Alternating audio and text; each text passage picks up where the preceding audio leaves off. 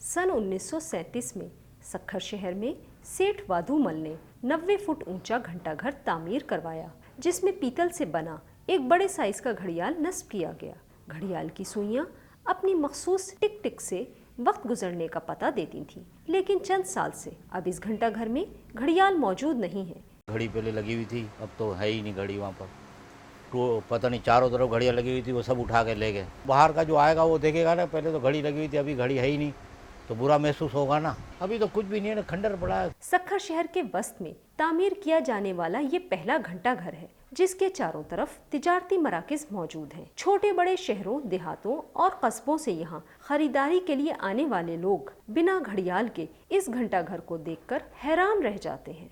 इंतज़ामिया से बस यही कहेंगे कि अगर लोग नहीं है वहाँ पे, अगर चोरी हो गया है, गुम हो गया है या ख़राब हो गया है, कुछ भी सूरत में आपको इंतज़ामिया को चाहिए कि मतलब वहाँ के बदले में दूसरा किलो लगाना देना चाहिए। घंटाघर में बहुत बड़ा घड़ियाल लगा हुआ था, वो भी पीतल का, और तो अब तो कोई भी प्लास्टिक या लकड़ी का कोई भी घड़ियाल नहीं है वहाँ पे। तो घंटाघर के घड़ियाल की खाली जगह पर अब परिंदों ने अपने मस्कन बना लिए हैं, जबकि इसका प्लास्टर और जालियां भी मुख्तलिफ जगहों से टूट चुकी हैं।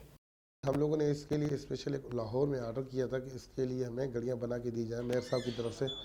तकरीबन कोई एक घड़ी 12 से 15 लाख की पड़ रही थी, जो ओरिजिनल है। सक्खर क्लॉक टावर को एक खूबसूरत बनाना है, एक अच्छे से बनाना है, इसके लिए भी अपनी प्लानिंग बनाई है। अभी डिज़ाइन बन चुकी है, अभी आप देखेंगे रिसेंटली इसका टेंडर होने जा रहा है, और ये बिल्कुल आपको चेंज मिलेगा।